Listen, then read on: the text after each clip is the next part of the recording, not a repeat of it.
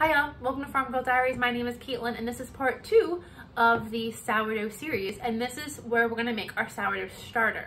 So this video is actually gonna take me a week to make, but you're gonna see it all in one shot. So before I get started, I wanted to preface this video just by saying that I'm in no way a sourdough expert. I've only been doing sourdough for about a year, but in that amount of time, I have made many successful breads. I have made many bad breads. But I've learned a lot in this year, and when it comes to sourdough, sourdough is incredibly overwhelming. It is intimidating. When COVID first hit 2 years ago, I thought about getting into sourdough, and I started making a whole bunch of yeast spreads, but sourdough really intimidated me. And I tried to make a starter, and my starter died, and I kind of decided I'm not gonna do it. And then it was a year ago, so about the 1 year anniversary of COVID and the pandemic, I decided we're gonna try again. If COVID's here again, we're gonna try again. So I tried again, and then I had success. So I thought that this video series would be great. Again, it's not gonna have all the information, but this is what has worked for me. And this is how I've gotten many, many, many delicious, gorgeous sourdough bread loaves on my table. So if you have any tips or tricks, I would love to hear them in the comment section. But when it comes to sourdough community too, there are a lot of differences of opinion. In my last video, I talked about hooch and how you can either pour the hooch off or stir it back in. And there are some people that are very divided on that. And that's how it comes with a lot of sourdough. There are a lot of differences of opinion that people are firmly in their own camps, and there's no crossing over between the camps. And I'm just kind of like, I'm gonna do what works for me. So this is what works for me. So if you have anything that works differently for you, please let me know. I'm always looking to learn more things or to find out maybe if I'm doing something that I could be doing better. So please let me know in the comments. But today, we're gonna get started with our sourdough starter. So you do need a few things when it comes to sourdough. The first thing you need is you need a scale. If you don't have a scale, stop this video and come back when you get a scale. You can get them really, really cheaply on Amazon or at Walmart or Target. But I tried my first starter, didn't have the scale. I measured precisely. It didn't work. Did not work at all. But I had 100% success. My second starter, I used a scale. And when you make the sourdough breads, you use your scale, you weigh everything anyway. So if you want to get into the sourdough journey, just go ahead and buy yourself just a cheap little scale. Everything that we're going to do is measured in grams. So you need the scale. That is a must. The second thing is a glass or a pottery or a food grade plastic.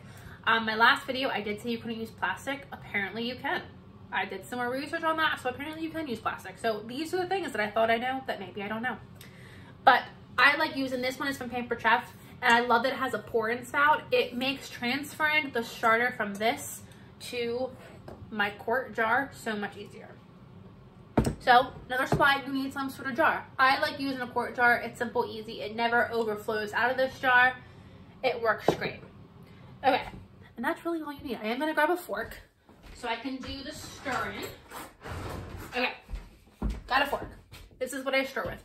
I did see there is like a wooden spatula for sourdough. It's in my Amazon cart. I haven't bought it yet, but it's on my list. But you could also buy that too. It's just like a long wooden, thin, like spatula, wooden. And it apparently works really well for sourdough. So if anyone has that, let me know what you think, because it's on my list to buy. So you're gonna start with 113 grams of whole wheat flour. And this is only used to start your starter. Once we start feeding this guy, it'll go to the unbleached flour. So I got whole wheat flour, and I want exactly 113. That is 113. That's actually, now it's 114. Come on, little bit more. Ugh.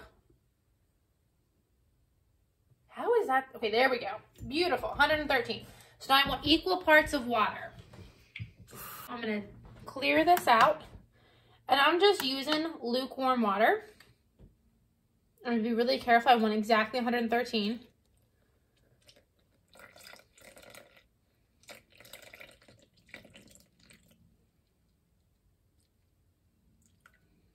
Ooh, that was too much. See, and then you do that, and we're just gonna go in here.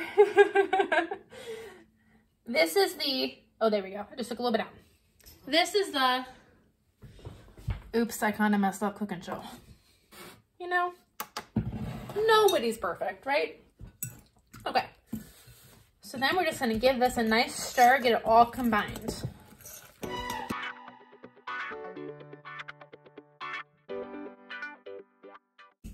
Okay, got it all nice and combined. And let's look at our consistency here.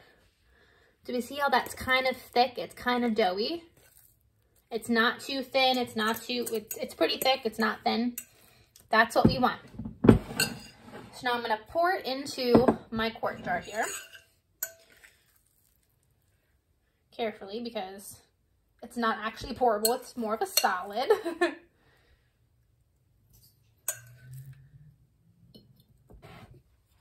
And that is it. So now I'm just gonna cover him with the plastic bag, put a plastic bag right on top of him.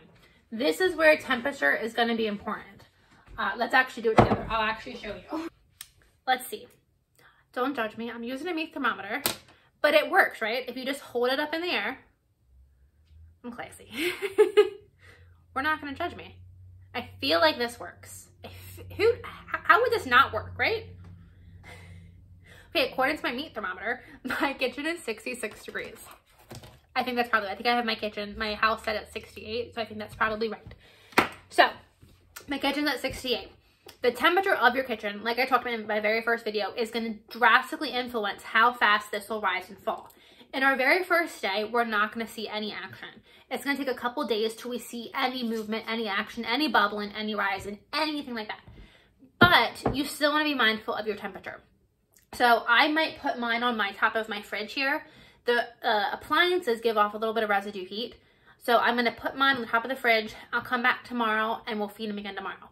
But if your kitchen's cold, put them somewhere that's a little warm. But like I said, either between like 70, 80 degrees. And we'll come back tomorrow and we'll work on him tomorrow. Welcome back to day 2. So yesterday we made our starter and today we're gonna go ahead and feed him again. So I've left him on my refrigerator for the last 24 hours and I just checked on him and he's looking good already. So how are we gonna feed him? We're gonna take 113 grams of this guy and we're gonna put him into our starter and we're gonna discard the rest. So let me bring you down here and show you what that looks like.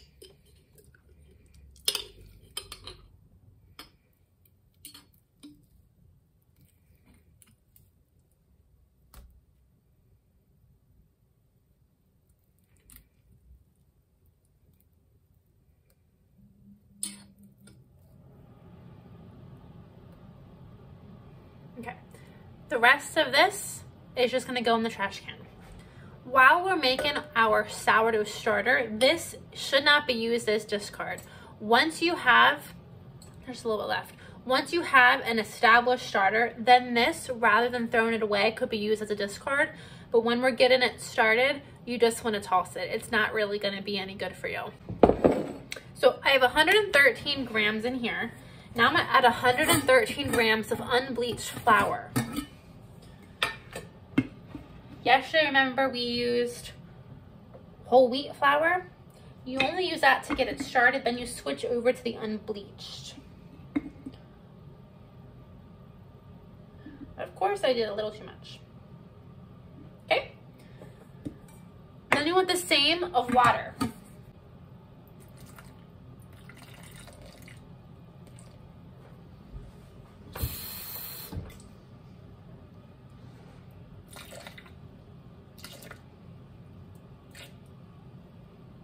Beautiful. Now, that's all you do. We're just gonna go ahead and stir this guy.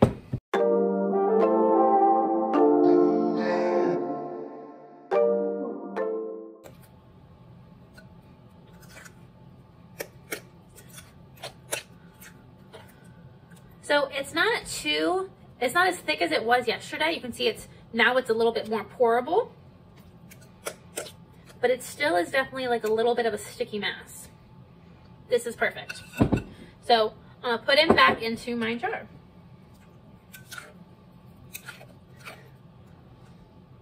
We've got him into our jar.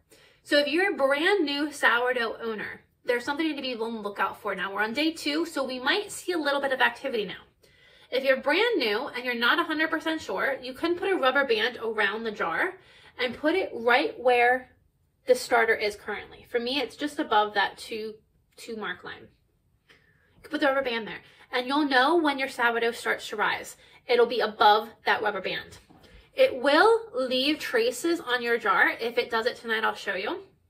But when the sourdough rises and falls, you can tell in the jar itself too.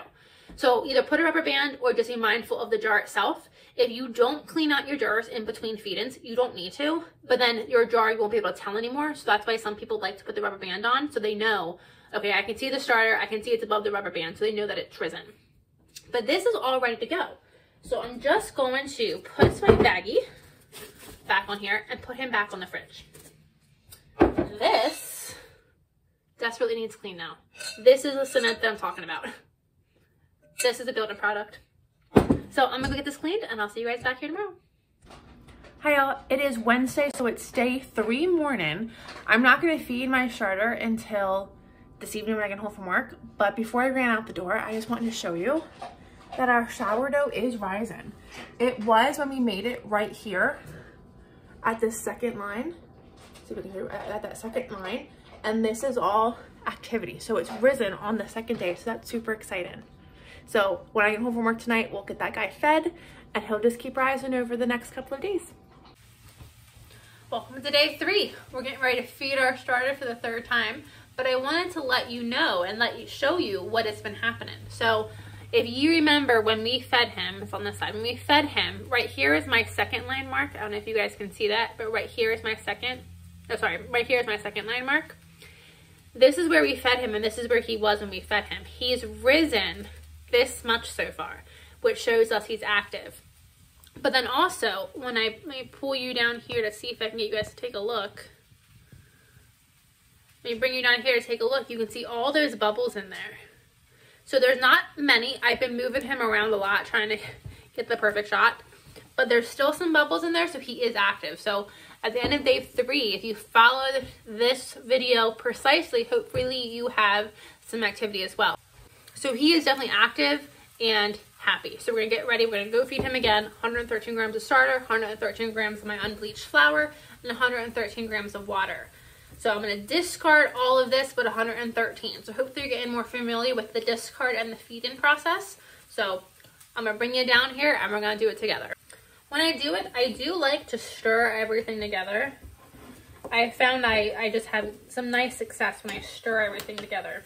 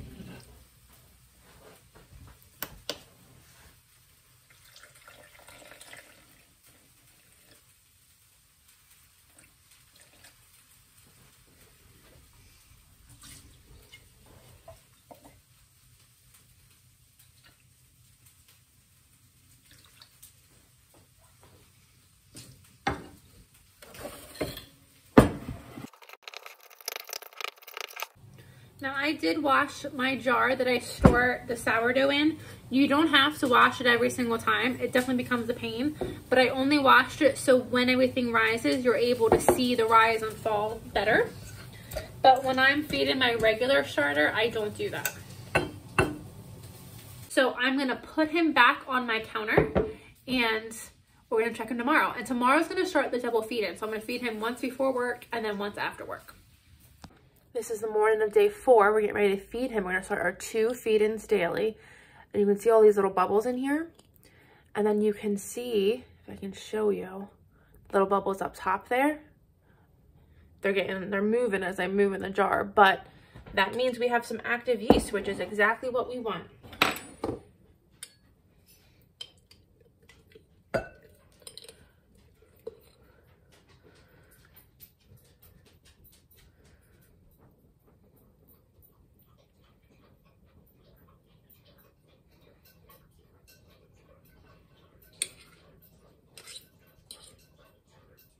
Now at this point, don't keep this as discard. It's not going to be a good discard And also, don't try to make bread at this point. Your sourdough starter isn't strong enough to actually raise bread, raise pancakes, raise anything.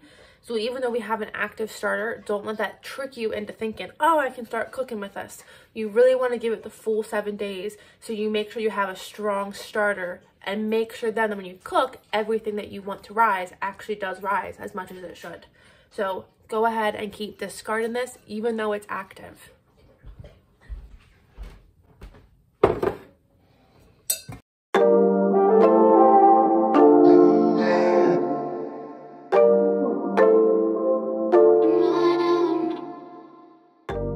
So that's all I want to do with him this morning. Put the bag back over him, put him back on my fridge, and we'll check on him this evening. Okay, let's check out our starter this afternoon. It is I'm getting lost in my days. I think day 4 evening. Our starter is between the 2 and the 3 normally, and he's currently right at the 3. And I can tell that he has done some rising. He hasn't risen this whole way, but he has risen and he has fallen. And there is a little bit of liquid gathering at the top, just a smidgen. But I can tell there is some fall marks here, so he has fallen a little bit. And the top of him is, this is hard to see, bubbly, and it's light and airy. So we're gonna go ahead and feed him again.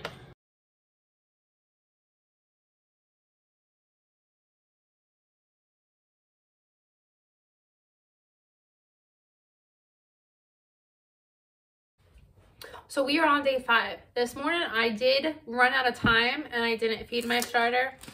I'm a bad starter mom, but it's a Friday morning and I was tired, so I slept in. So I'm getting ready to feed him now. You can see he's super bubbly. He's super light, and you can see all those little bubbles in here a little bit, and there's a whole bunch of bubbles like on the top of the surface.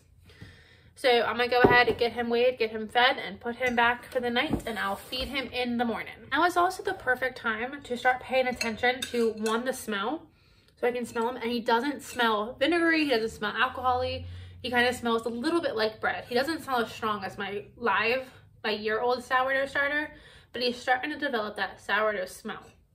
But you can also want to start paying attention to their viscosity, I think is the word. So you can see right here, he's super runny, super runny. That means he's hungry. When the more liquid they get, the hungrier they are. When he's eaten and when he's active, he's really much more doughier. So again, there's a couple different ways you can tell he's hungry. You have that hooch on top. He's really thin like this. When I jiggled the jar, all of him jiggled. And a smell, but the smell isn't here yet. Acidic smell and alcoholic smell indicates that he's hungry too. That's not here yet, but he's liquidy, so he is hungry, so let's get him fed.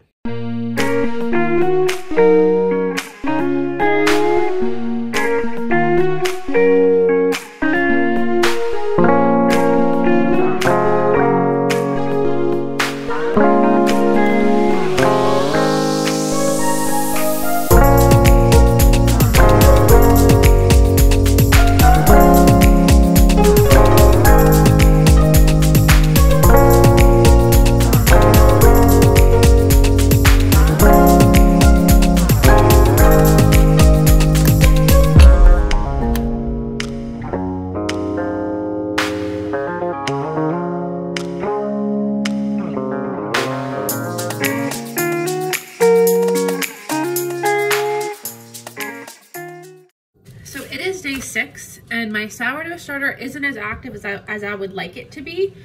You can see there is activity. There are little bubbles, not a lot, but there's a little bit. So he is active, but he's not strong enough yet to stop double feeding him or to even make bread with him. So I did do some research and they said some sourdoughs can take like up to 2 weeks. So I'm just gonna keep the double feeding. I'm not gonna film every single day until I get a change because there's really nothing to see at this point. But it is, I think, day 6, and I'm still gonna continue with the double feed-ins past the week mark. So when he starts rising, then I'll come back for a video. But I'm just gonna keep feeding him the 113 starter. I might actually start adding a little bit more starter to help make him more strong, but then keep the 113 flour and the 113 water. So I'm gonna keep doing that until I see a little bit more activity out of this guy. And today I'm gonna put him on a heat mat. I'm gonna see if I put him on a heat mat and warm him up, if there's a little gnat, if that will help get him more active. So that's my plan for today.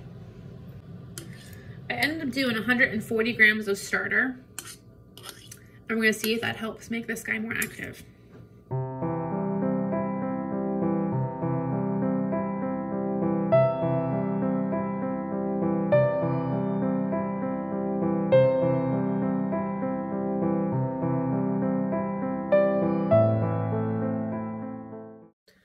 Good morning, y'all. It is the morning of, I don't even know, the 7th day, the 6th day.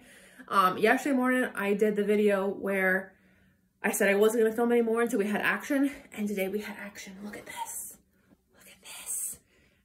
It rose. So it's normally on the 2 line. Right now it's 1, 2, 3, 4. It's between the 4 and the 5. So it is risen, it is active. I'm gonna keep feeding it every day. I'm gonna do another feed-in right now, and I'm gonna keep doing that double feed-ins because now it's starting to get strong, which is exactly what we want. So very excited. So I'm gonna go ahead and feed him again today, and hopefully he rises again this afternoon. Hi all. It is the afternoon evening of day 7. So this morning I showed you that our sourdough starter had finally risen a really good amount, and I fed him this morning, and I left him on the heat mat all day, and he's risen again, and he's starting to fall now. So I think it's safe to say that this guy is done.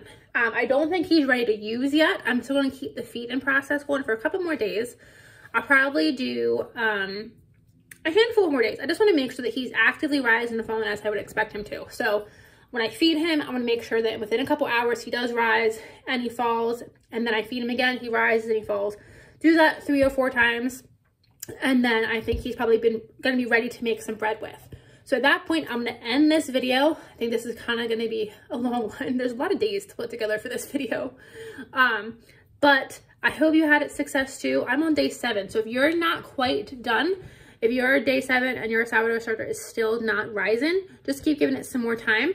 Maybe give it some more heat. I put mine on my heat mat, and that's when I saw some more activity. So I hope that you guys are having success too. If you have any questions, put them in the comment section. I'm not an expert, but I can try to answer them if I can. So next, be prepared, we're gonna make some breads with this new guy. So look how big and pretty he is. I love it, I'm so excited. So stay tuned, we're gonna make a whole bunch of sourdough breads with our new starter.